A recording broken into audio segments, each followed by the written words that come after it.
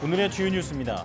방역당국은 우리 국민 2,248명의 항체 보유율을 검사한 결과 총 6명의 항체 양성자를 확인했다고 밝혔습니다. 당국은 유행지역 선제검사와 지자체의 방역 대응 결과로 감염에 의한 항체 보유율이 낮은 것을 확인했다며 집단 면역이 형성될 때까지 방역수칙 준수를 당부했습니다. 인도에서 체류하다 코로나19에 감염된 교민 14명이 무사히 입국했습니다. 아스트라제네카 백신 82만 8천 회분이 SK바이오사이언스 안동 공장에서 추가로 출하됐습니다. 코백스 퍼실리티는 저소득 국가 백신 지원을 위해 2조 2천억 원이 추가로 필요하다고 밝혔습니다. 미국 캘리포니아주가 백신 접종률을 높이기 위해 백신 접종자에게 총 1,300억 원을 주겠다고 밝혔습니다. 바이든 미국 대통령이 내년 예산안에 6,700조 원을 제시할 것으로 알려졌습니다. 코로나 팬데믹 이후 미국 경제 회복을 위한 것으로 2차 세계대전 이후 최대 규모입니다. 영국에서 신규 감염자의 75%가 인도 변이인 것으로 추정됐습니다. 인도 변이 바이러스는 이미 60개국으로 퍼져 각국이 확산 차단에 골머리를 앓고 있습니다.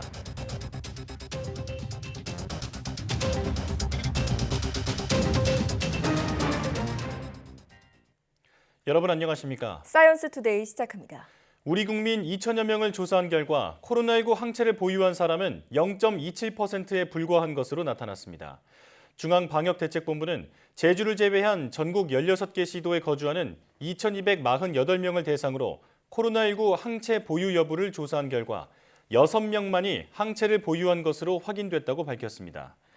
항체가 형성된 6명 가운데 2명은 기존에 양성 판정을 받았던 확진자였으나 나머지 4명은 진단을 받지 않아 감염 사실을 모른 채 일상생활을 해온 것으로 추정됩니다.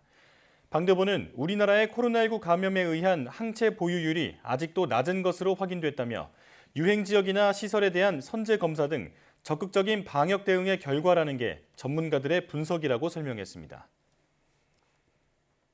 코로나19 백신 부작용과 상관없이 항체가 형성되는 것으로 확인됐습니다.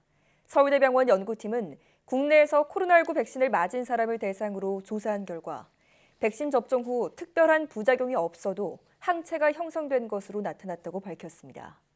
부작용의 경우 화이자 백신을 2차례 모두 맞은 사람과 아스트라제네카 백신을 1차까지 접종한 사람에게서 국소적인 통증과 피로감 등이 비슷하게 나타난 것으로 조사됐습니다.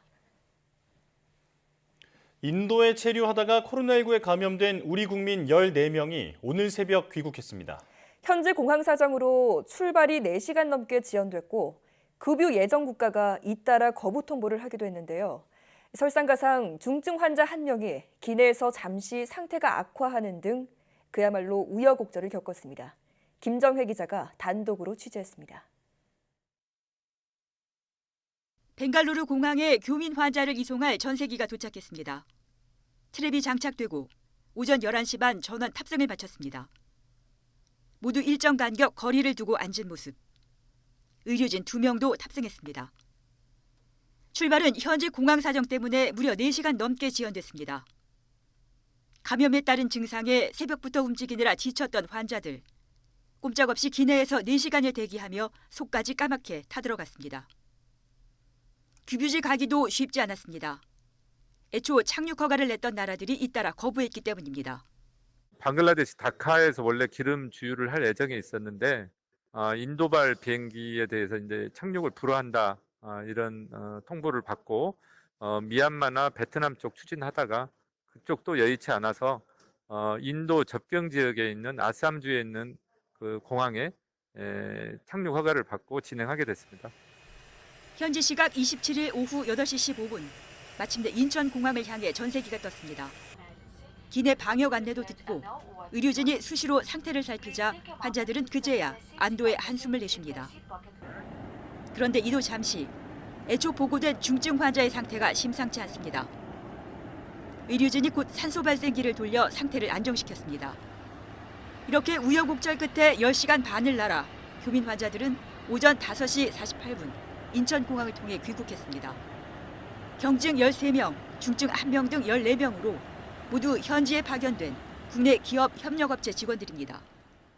중증 환자는 도착 즉시 대기하던 구급차로 명지병원에 이송됐습니다.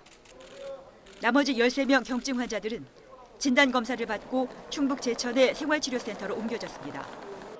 이번 귀국은 현지 상황이 악화하며 한인회와 플라잉닥터스가 나서 전세기를 띄우기로 했고 소속업체들이 비용을 대 성사될 수 있었습니다. 자신을 비롯해 다른 교민들이 잇따라 감염되며 사망자까지 발생하는 과정을 봤던 교민 환자들. 고국에서 치료받고 싶어도 감염 환자의 비행기 탑승이 불가능해 이조차도 포기할 뻔했지만 마침내 고국에서 치료에 전념할 수 있게 됐습니다. YTN 김정희입니다. 아스트라제네카 코로나19 백신이 28일 오전 경북안동 SK바이오사이언스 공장에서 82만 8천 회분이 추가로 출하됐습니다. 백신은 일단 경기도 이천 물류창고에 입고됐다가 전국의 위탁 의료기관 등으로 배송됩니다. 정부는 아스트라제네카와 총 2천만 회분 구매 계약을 체결했으며 28일 출고분까지 포함해 620만 4천 회분 도입이 완료됐습니다.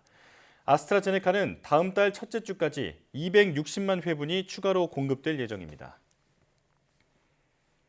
발빠른 백신 접종으로 코로나19 상황이 호전됐던 영국에서 인도발 변이 바이러스가 빠르게 확산하면서 다시 확진자가 늘고 있습니다. 호주 빅토리아주도 봉쇄에 들어가는 등 전 세계 60개국에 인도발 변이 바이러스가 상륙하면서 확산 차단에 비상이 걸렸습니다. 보도에 김형근 기자입니다. 영국에서 지금까지 인도발 코로나19 변이 바이러스에 감염된 사람은 모두 6,900여 명. 일주일 만에 2배로 뛰었습니다. 영국 정부는 신규 감염의 절반, 많게는 4분의 3이 인도발 변이에 의한 것으로 추정하고 있습니다. 발빠른 백신 접종으로 진정세를 보였던 코로나19 상황도 다시 안 좋은 쪽으로 가고 있습니다. 영국 모든 지역, 모든 연령대에서 확진 비율이 늘고 있습니다. The latest data show that the number of cases of coronavirus are rising. Yesterday, we saw 3,542 new cases, the highest since the 12th of April. 호주도 인도발 변이 바이러스로 비상이 걸렸습니다. 두 번째로 인구가 많은 빅토리아주에서는 봉쇄령이 내려졌습니다. 학교와 술집, 식당은 문을 닫고 외출과 모임도 금지됐습니다. And with 10,000 primary and secondary contacts, cases, with more than 150 exposure sites right around the state of Victoria, we've got to act now. 영국과 호주 외에도 여러 나라가 인도발 변이 확산 때문에 골머리를 앓고 있습니다. 세계보건기구 WHO는 지금까지 인도발 변이가 보고된 나라가 60곳에 이른다고 밝혔습니다. 또 확산 속도도 영국발 변이보다 더 빠른 것으로 알려져 확산을 막기 위해 다시 빗장을 걸어 잠그는 나라가 늘고 있습니다. 세계 각국이 인도 여행객들의 입국을 제한한 데 이어 오스트리아, 독일, 프랑스는 영국에서 오는 여행객들의 입국 제한도 강화했습니다. YTN 김영근입니다. 조 바이든 미국 대통령은 코로나19의 기원과 관련해 미국 정보당국에 지시한 추가 조사 결과가 나오면 공개할 것이라고 밝혔습니다. 올해 초에 기원을 추적했던 세계보건기구 조사팀들도 증거가 사라지기 전에 2단계 조사를 시작하라고 공개 촉구했습니다. 워싱턴에서 강태욱 특파원이 보도합니다. 미국 정보당국에 정보를 다시 수집해 90일 안에 보고하라고 한 바이든 대통령. 아직은 기원과 관련해 모른다고 말했습니다. 그래서 추가 조사하라고 했다는 겁니다. What do you expect to get from your review, your 90-day review on where the origins of the coronavirus? If I knew that, I wouldn't ask for a 90-day review. I don't know. 90일 뒤 다시 보고를 받아 새로운 사실이 나오면 공개할 것이라고 약속했습니다. Last year. Would you like to release the report in full after 90 days? Yes, that's unless there's something I'm unaware of. 이에 대해 중국은 이미 과학적인 조사를 모두 마쳤다고 반발했습니다. 전문가들은 중국 실험실에서 시작되는 것이 불가능하다는 결론을 내렸다는 겁니다. 这是对科学的不尊重，对人民生命的不负责，更是对全球团结抗疫努力的破坏. 이런 가운데 기원을 추적했던 세계보건기구 조사팀 전문가들이 2단계 조사를 시작해야 한다고 촉구했습니다. 핵심 임무 가운데 하나가 우한을 비롯한 중국 내 혈액은행에 보관된 혈액 샘플을 대상으로 한 항체 검사인데 샘플이 2년 뒤 폐기 처분될 예정이라는 겁니다. 조사팀은 다수 회원국이 2단계 조사에 동의하고 있지만 최고 의사결정기구인 세계보건총회가 아직 결정하지 않고 있다고 설명했습니다. 지난 24일 개막한 세계보건총회에서는 심층 조사를 촉구한 유럽연합과 다른 나라로 조사 초점을 옮겨야 한다는 중국이 팽팽히 맞섰습니다. 기온을 두고 논란이 확산하고 있지만 WHO 차원의 중국 내 재조사는 쉽지 않다는 전망입니다. 워싱턴에서 YTN 강태욱입니다. 미국 캘리포니아주가 코로나19 백신 접종을 독려하기 위해 우리 돈으로 1,300억 원을 풀기로 했습니다. 미국의 다른 주들도 백신 접종을 주저하는 사람들을 위해 다양한 당근책을 제시하고 있습니다. 김원배 기자가 보도합니다. 미국 캘리포니아주는 다음 달 15일 전까지 코로나19 백신을 맞는 주민들에게 모두 1억 1,650만 달러, 우리 돈으로 약 1,300억 원을 주겠다고 발표했습니다. 먼저 복권 당첨자 10명은 각각 150만 달러, 우리 돈으로 약 16억 7천만 원씩을 받게 됩니다. 150만 달러는 미국에서 코로나19 백신 접종과 관련한 최대 규모 복권 당첨금이라고 로이터 통신은 전했습니다. 또 다른 30명도 복권 당첨금으로 5만 달러, 우리 돈으로 약 5,500만 원씩을 받습니다. 이미 백신을 접종한 사람들도 복권에 당첨될 수 있습니다. 그리고 백신 접종자 200만 명에게 50달러, 우리 돈으로 약 5만 6천 원의 현금이나 식료품을 살 수 있는 상품권 카드를 나눠줄 예정입니다. Children 12 and up will also be eligible for those prizes. We're doing that in order to encourage you, not only with that $50 gift card, but with this significant prize and incentive program. 캘리포니아주가 백신 접종률을 높이기 위해 막대한 돈을 뿌리는 것은 다음 달 15일까지 경제를 완전히 정상화할 준비를 하고 있지만 일부 주민이 여전히 접종에 회의적이기 때문입니다. 캘리포니아주 외에도 미국 여러 주가 백신 접종을 독려하기 위해 다양한 당근을 내걸고 있습니다. 이미 당첨자가 나온 오하이오주를 비롯해 뉴욕, 메릴랜드, 그리고 오리건주가 백신 접종자를 대상으로 복권 당첨금을 내걸었습니다. 뉴욕주는 백신 접종자에게 프로야구 메이저리그 경기 입장권도 돌리고 있습니다. 미국에서는 하루 평균 백신 접종자가 지난달 300만 명을 웃돌다가 최근 180만 명 정도로 곤두박질 치자 접종률을 높이기 위한 다양한 아이디어들이 쏟아져 나오고 있습니다. YTN 김원배입니다. 코로나19 백신 공동구매 배분 국제 프로젝트인 코백스 퍼실리티가 저소득 국가 백신 지원을 위해 2조 2천억 원이 추가로 필요하다고 밝혔습니다. 코백스는 저소득 국가의 백신 접종률을 30%까지 끌어올리려면 20억 달러, 우리 돈 2조 2,400억 원이 더 필요하다며 다음 달 2일까지 자금을 마련해야 한다고 말했습니다.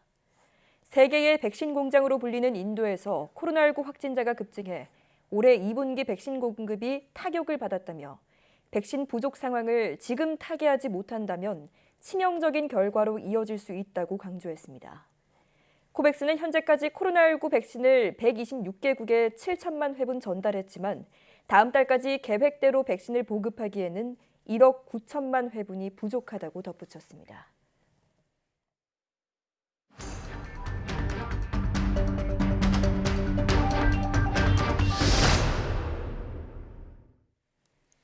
(65세부터 74세와 만성 중증 호흡기 질환자를 대상으로 한 백신 1차 접종 첫날, 지난 2월 접종 시작 이후 최대 인원이 백신을 맞았습니다. 접종 인센티브와 잔여 백신 예약으로 백신 접종에 속도가 붙을 전망입니다. 네, 고려대학교 약학대학 김정기 교수 전화로 연결해서 자세한 내용 알아보겠습니다. 교수님 나와 계십니까? 네, 안녕하세요. 네, 방역 당국이 고령층 대상 백신 접종이 순조롭게 진행되고 있다고 밝혔습니다. 이런 추세라면 상반기 1,300만 명을 접종하겠다는 목표도 무난하게 달성할 것으로 전망했는데요. 교수님께서는 어떻게 보십니까? 일단 기존의 1차 이상의 백신 접종을 맞은 접종 완료자에다가 현재까지 백신에 대한 접종 예약자 수를 합산한 그 수치가 네. 정부에서 얘기하는 상반기 목표인 1,300명에서 한 188만 40만 명 정도가 모자라는 수준이거든요. 예. 이 정도 수준이면 충분히 달성은 가능할 거다라고 생각을 하고 있습니다. 예. 물론 현재까지 60세에서 74세 접종 예약이 마감이 되지 않고 한 일주일 정도 남았는데 일단 이 연령대를 대상으로 해서 188만 명을 다 채우지는 못할 것 같은데 예. 일단 목표치를 그러니까 예약자 기준으로 봤을 때 예약률로 봤을 때는 이 목표치를 채우기 위해서 아마 우선 접종 대상자의 범위나 대상자를 조금 더 확대할 가능성은 좀 있다. 그러니까 그렇기 때문에 앞서 말씀드린 것처럼 예약자 기준으로 봤을 때는 목표를 채울 수 있을 것 같다라고는 보고 있습니다. 예. 근데 중요한 거는 상반기 목표를 채우느냐 채우느냐 아니냐가 중요한 것이 아니라 예약률 기준으로 상반기 목표를 채우더라도 관건은 실제로 1,300만 명이 다 접종을 받을 수 있느냐거든요. 예. 근데 현재 백신 물량이 상반기 내에 들어올 수 있느냐 이 부분이 남아 있습니다. 그래서 결국은 목표 달성을 위해서는 수급 문제가 해결이 돼야 된다라는 부분이 좀 남아 있고요. 정부에서는 물론 수급도 문제가 없을 거로 예상은 하고 있습니다만 국내로 완벽하게 들어온 것이 아직 다 들어온 게 아니기 때문에 이 부분은 아직까지 물음표로 남아 있다라고 생각을 하고 있습니다. 예. 다만 가장 중요한 부분은 실제로 백신이 국내로 들어와서 접종이 1,300만 명이 다 이루어진다라고 하더라도 그 수치가 전 국민의 약 25% 수준이거든요. 이후에는 7월부터 새로운 사회적 거리두기 체계를 적용할 예정이기 때문에 아직까지 25% 정도의 그 접종자 기준이 이 집단 면역이 형성됐다라고 보기에는 턱없이 모자란 수준이거든요. 네. 그렇기 때문에 집단 면역이 이루어지지 않은 상황에서 방역 기준을 완화할 가능성이 있고 그렇게 되면 전파가 오히려 확산할 가능성이 있지 않을까라는 우려스러운 부분이 있고요. 특히나 개인적으로는 7월부터는 변이 바이러스가 지역사회에서 보다 더 만연해 있을 가능성이 상당히 높거든요. 네. 그렇기 때문에 집단 면역이 형성되지 않은 상황에서 이렇게 방역 기준이 완화됐을 때 그 어떤 새로운 여파 같은 경우에는 상당히 좀 우려스러운 부분은 남아 있다 이렇게는 생각을 하고 있습니다. 네. 자, 그런데 일부에서는 집단 면역 형성을 두고 조금 다른 주장이 나오고 있습니다. 방역 당국은 접종률이 70%를 넘으면 앞서 목표로 한 코로나19 집단 면역이 형성될 것이다 이렇게 보고 있지만 또 일부에서는 접종률 70%로는 집단 면역 형성을 보장할 수 없다 이렇게 주장하고 있는데요. 교수님 생각은 어떠십니까? 일단 이 부분은 전문가들마다 그리고 정부에서의 입장이 서로 다르거든요. 이 부분은 집단 면역의 기준을 어디에 두느냐입니다. 그래서 집단 면역이 물론 정부에서 얘기하는 것처럼 70% 전 국민의 70%가 백신 접종을 맞게 되면 어느 정도 전파는 많이 줄어들 가능성은 있습니다.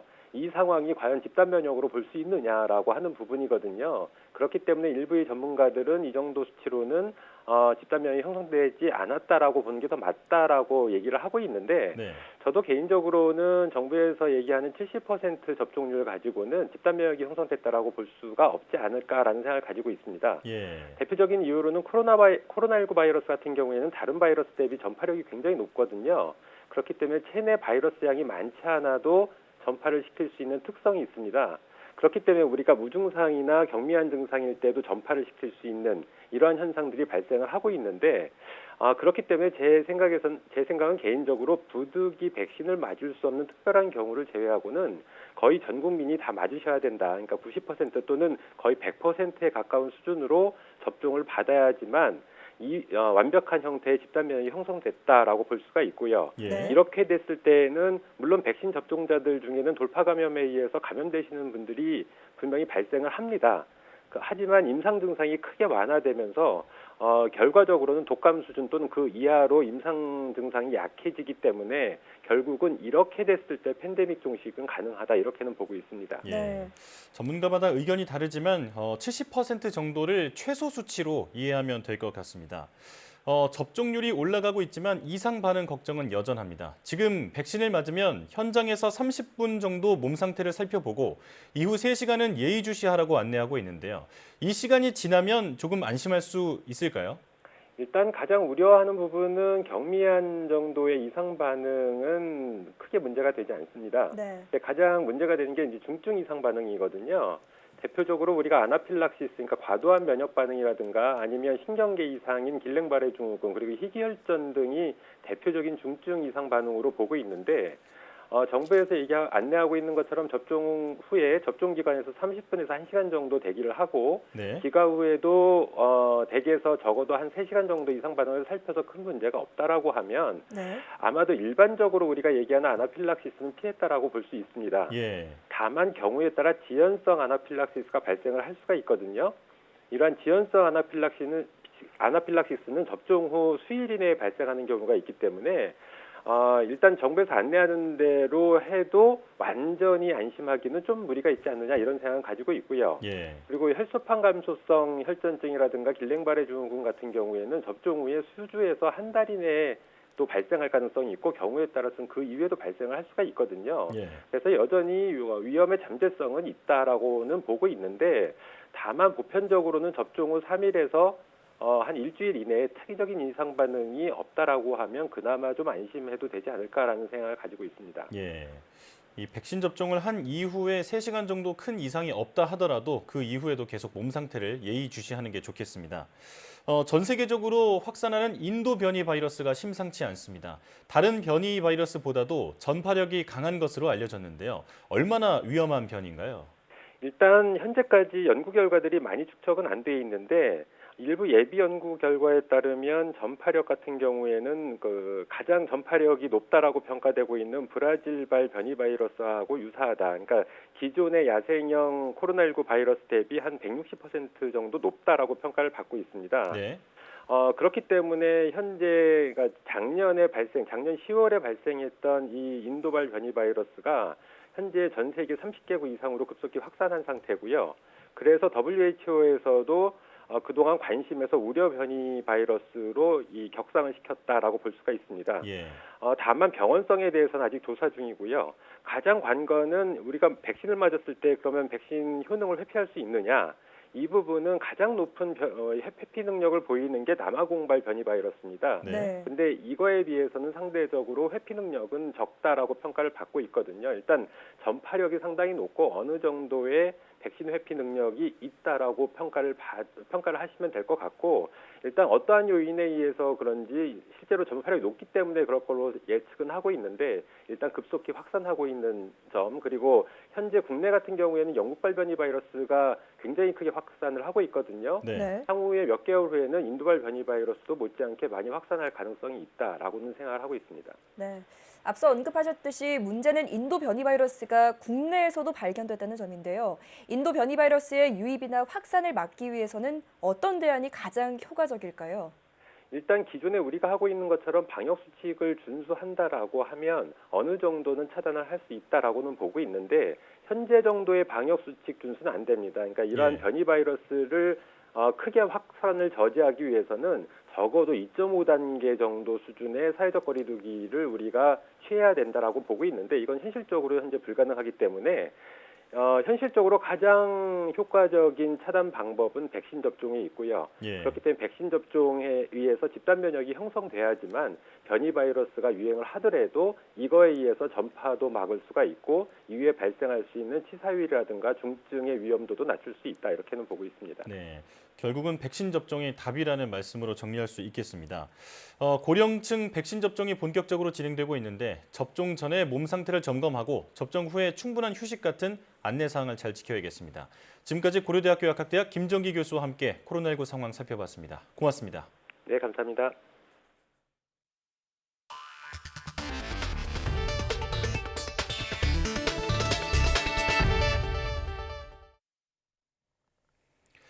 우리의 가계빚이 1,765조 원으로 사상 최대인 가운데 한국은행 총재가 연내 기준금리의 인상 가능성을 처음으로 언급했습니다. 금리가 오르면 이자 폭탄이 우려되는데요. 코로나19 발생 이후 1년 넘게 이어진 완화적 통화 정책의 기조가 미국보다 먼저 바뀔지 주목됩니다. 보도에 김상우 기자입니다.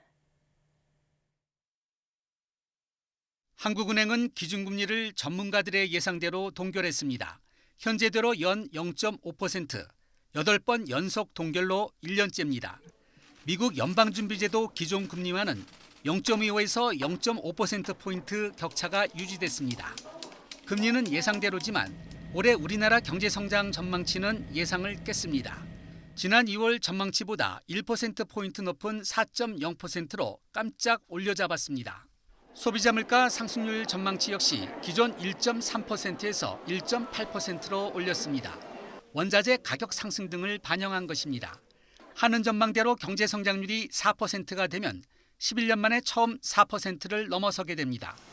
주목할 점은 최근 경제 회복세 등과 관련해서 한웅 총재가 처음 언급한 연내 기준금리 인상입니다. 사실 연내 인상 여부는 결국 경제 상황의 전개에 달려 있습니다. 경제 상황이라는 단서는 달았지만 연내라는 언급은 일반적인 예상에서 벗어난 것입니다. 지금까지는 대체로 미국이 일러야 내년 하반기께 기준금리 인상에 나서고 이후에야 하느니 연준을 따라 금리를 올릴 것이라는 전망이 우세했습니다. 코로나19 발생 이후 1년 넘게 이어진 완화적인 통화정책의 기조가 미국보다 먼저 바뀔지 주목되는 대목입니다. 금리가 1%포인트 오르면 전체 가계에 12조 원쯤 부담이 늘어납니다. 이른바 영끌 비트로 가상화폐 거래에 뛰어든 2030 세대와 가계의 이자 폭탄이 우려됩니다. 올 1분기 가계대출 등의 잔액은 1,765조 원 사상 최대치로 직전 분기 대비 37조 6천억 원, 1년 전 대비 무려 153조 6천억 원이나 증가해서 한국 경제의 뇌관이 된 상태입니다. YTN 김상호입니다. 바이든 미국 대통령이 올해 10월부터 적용되는 2022 회계연도 예산안으로 6조 달러, 우리 돈 6,700조 원 규모를 제시할 것으로 알려졌습니다. 코로나 팬데믹 이후 미국 경제 회복을 위해 재정 지출을 확대하려는 것으로 2차 세계대전 이후 최대 규모입니다. 이동헌 기자의 보도입니다. 현지 시간 목요일 오하이오 클리블랜드를 찾은 바이든 대통령은 코로나 팬데믹을 이겨내고 미국이 돌아왔다며 이제는 세계와의 경쟁에서 이겨야 한다고 강조했습니다. We must be number one in the world to lead the world in the 21st century. It's a simple proposition.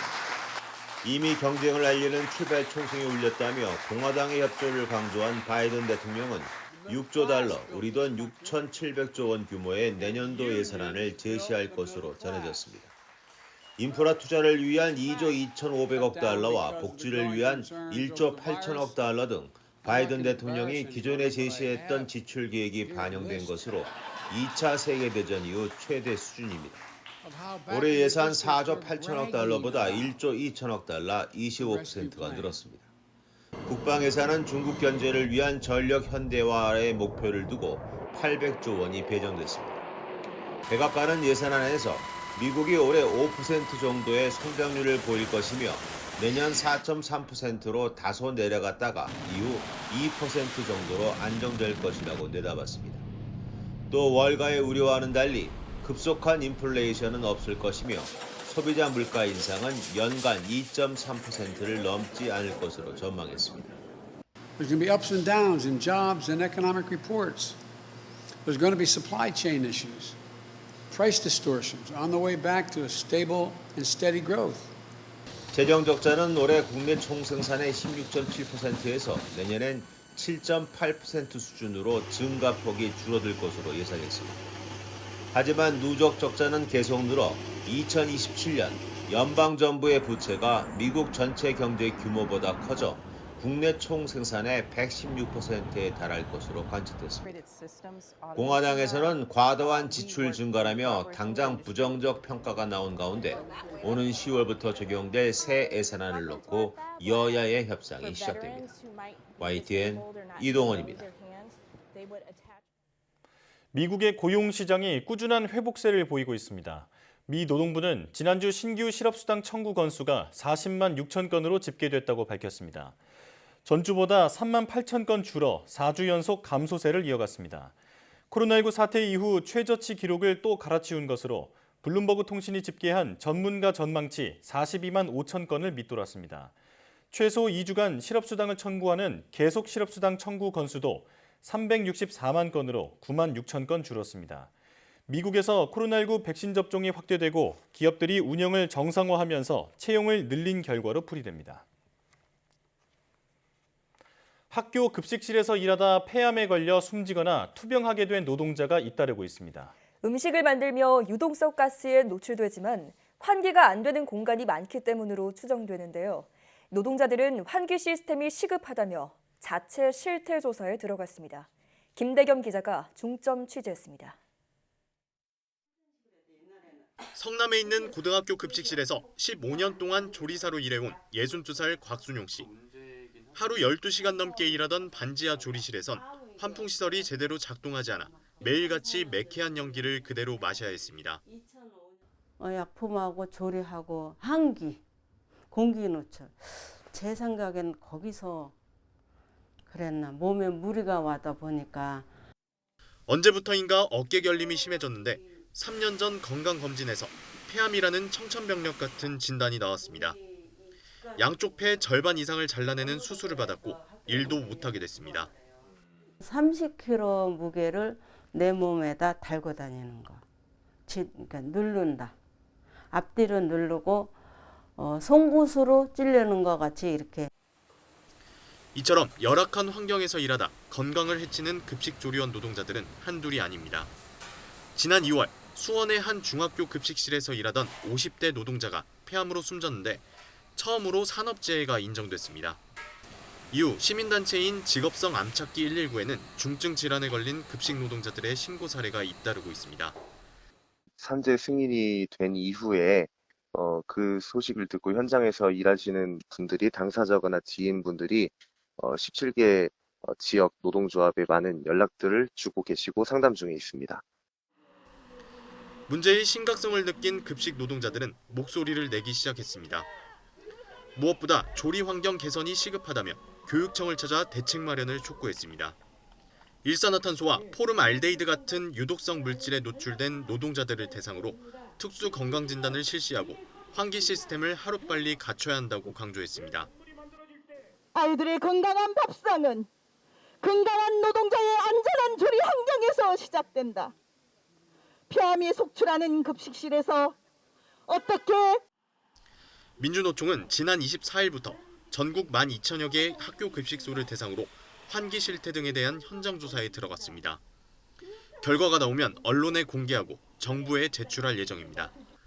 다음 달 초에는 중증 질환으로 숨지거나 고통받고 있는 급식 노동자들을 대신해 근로복지공단에 집단 산재 신청을 하겠다는 방침입니다. YTN 김대겸입니다.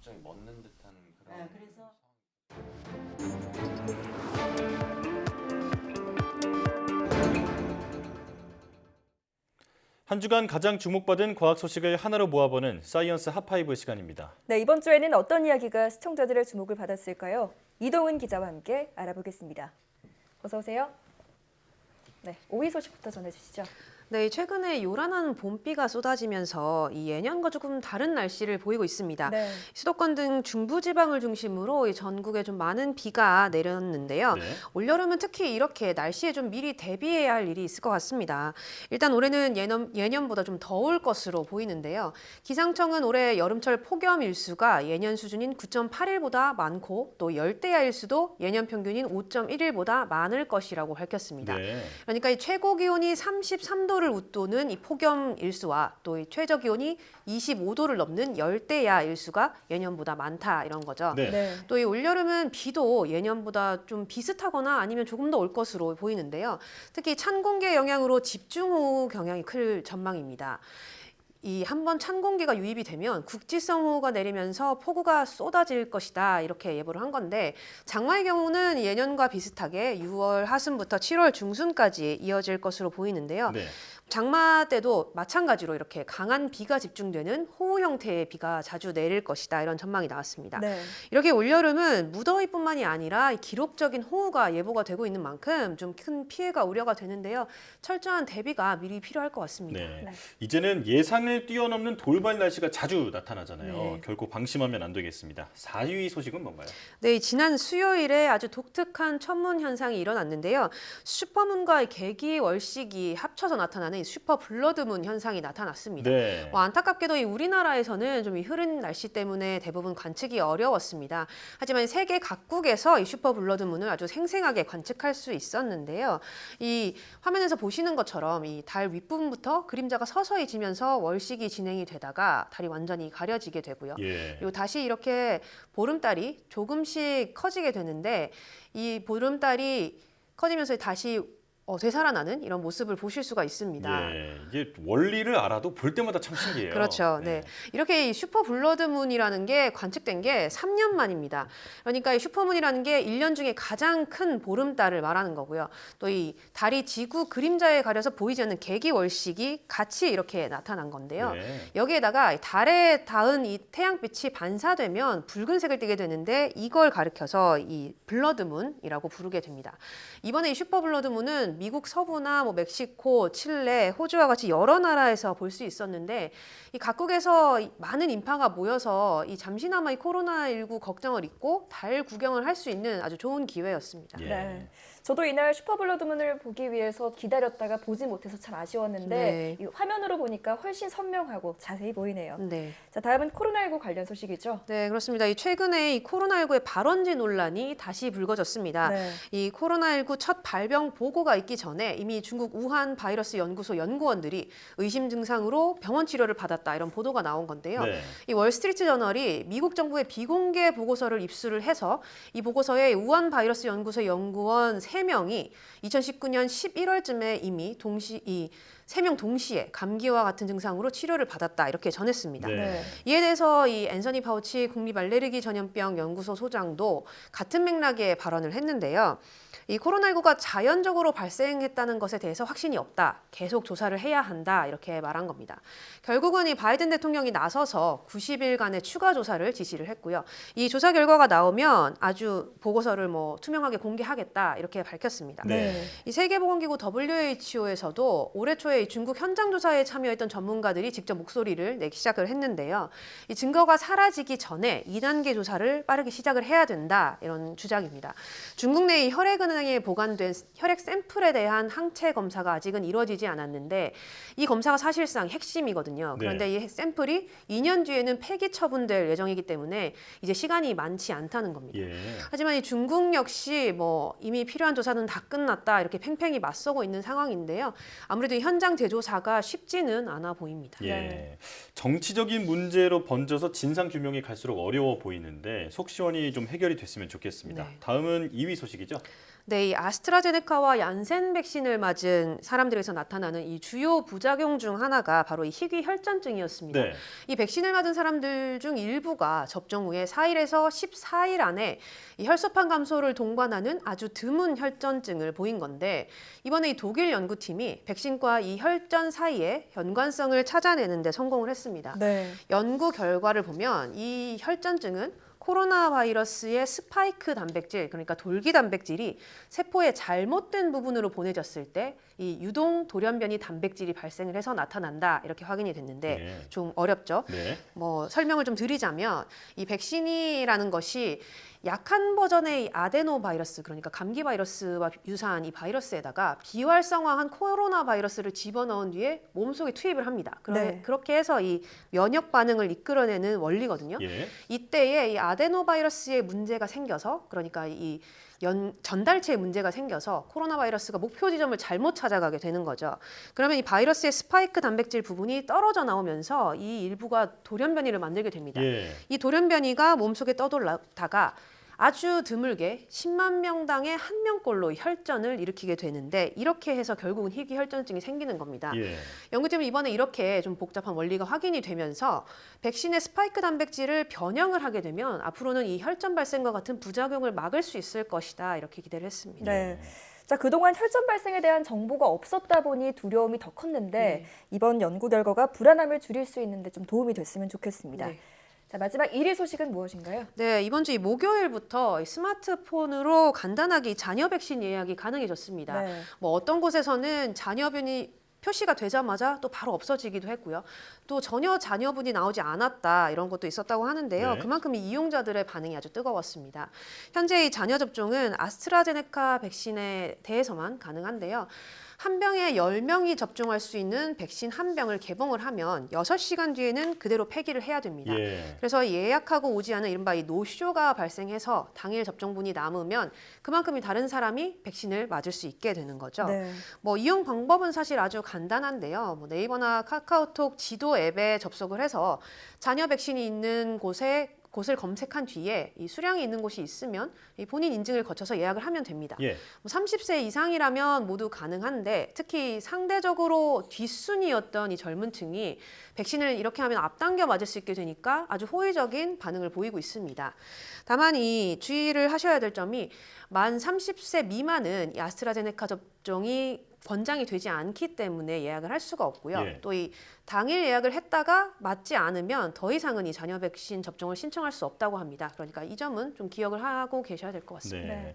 백신 인센티브가 발표되면서 활동량이 많은 젊은 층이 앞서서 이렇게 백신을 맞으려고 나서는 모습인데요. 폐기되는 물량 없이 백신 접종이 잘 진행되길 바라겠습니다. 이동훈 기자와 함께했습니다. 고맙습니다.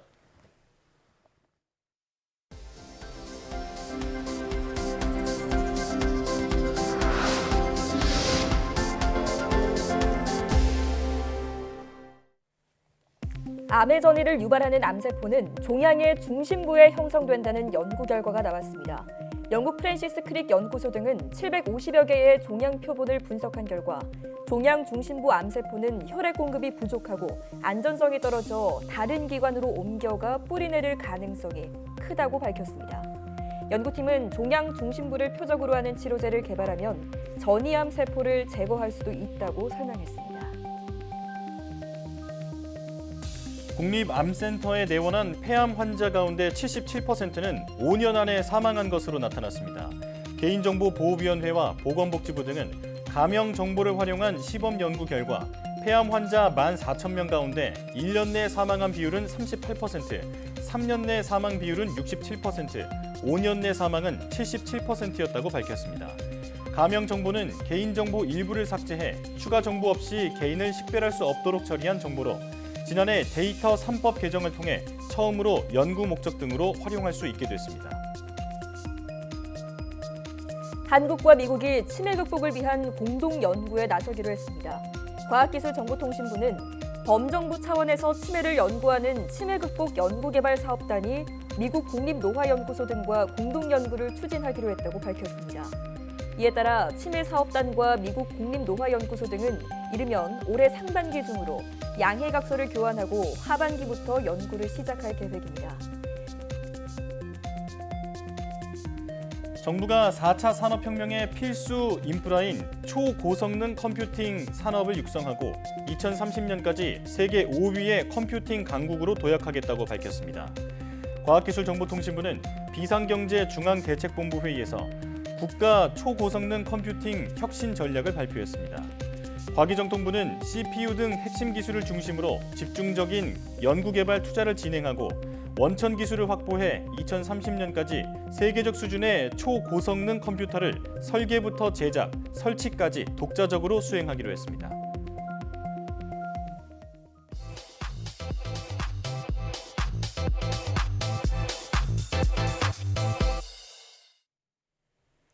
과학에 대한 모든 궁금증을 풀어주는 궁금한 S 시간입니다. 자산어보는 우리나라 어류를 과학적으로 분류한 첫 해양생물 백과사전으로 최근 국가과학유산으로 등록됐는데요. 해양생물의 체계적인 분류는 물론이고 잡는 법과 요리법, 효능까지 실용적인 정보가 담겨 있었다고 합니다. 자산어보의 모든 것 지금 화면으로 함께 하시죠.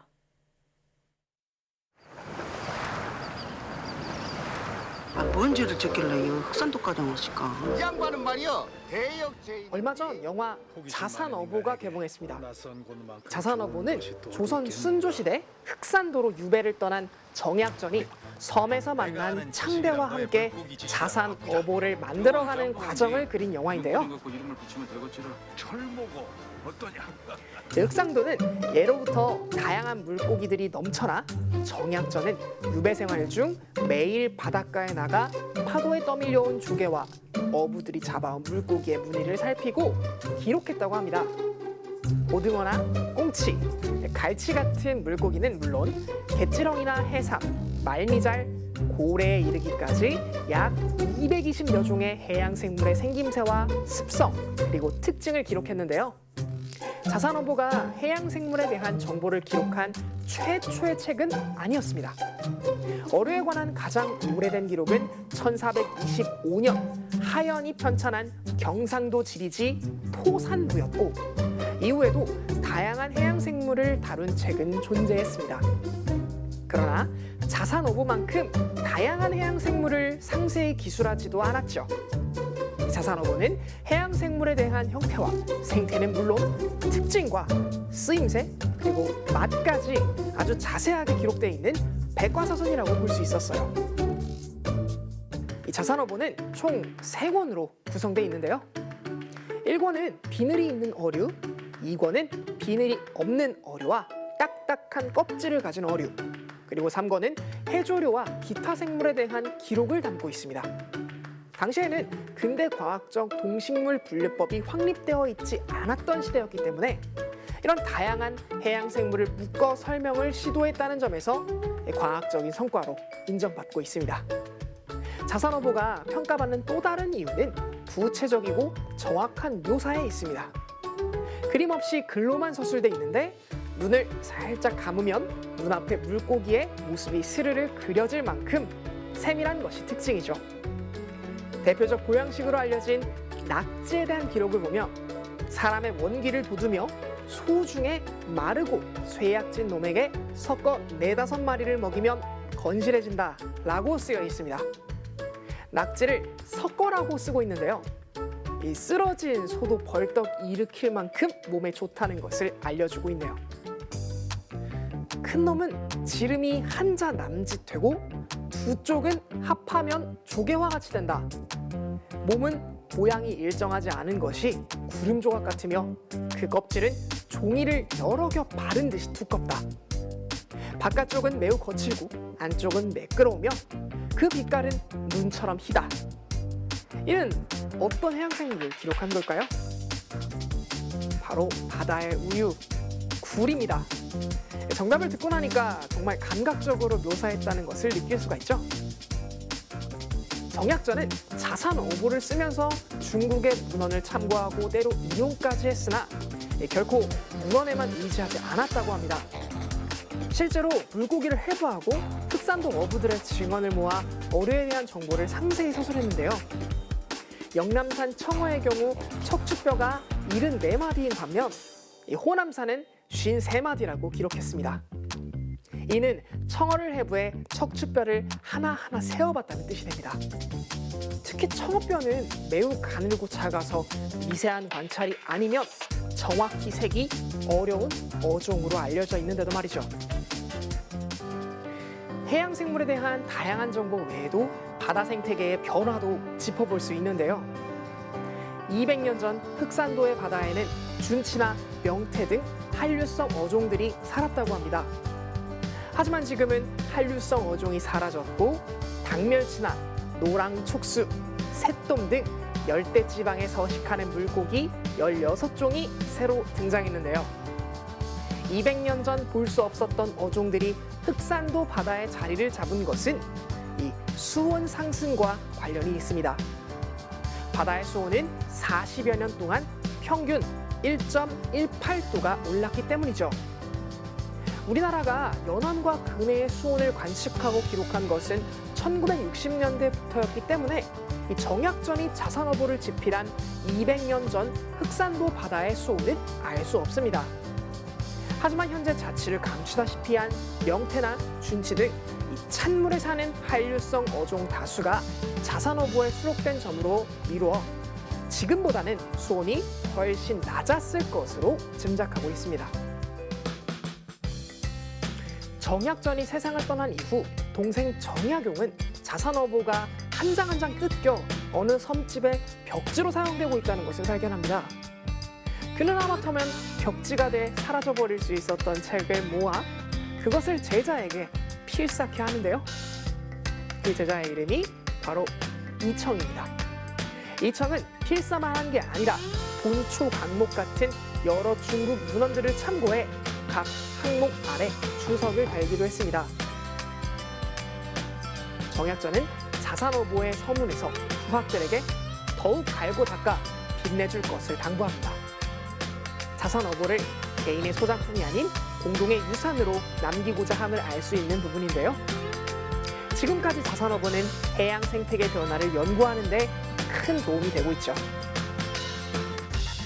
오늘 궁금한 S에서는 200년 전 바다의 모습이 담긴 실용 어휘도감 자산 어부에 대해 알아봤는데요. 해양 생물에 대한 깊이 있는 연구를 통해 우리나라 해양학 연구가 발전할 수 있었던 것 같네요. 그럼 궁금한 S는 여기서 인사드릴게요. 과학에 대한 궁금증이 있다면 언제든 유튜브에 사이언스 투데이를 검색해주세요. 이상 궁금한 S였습니다.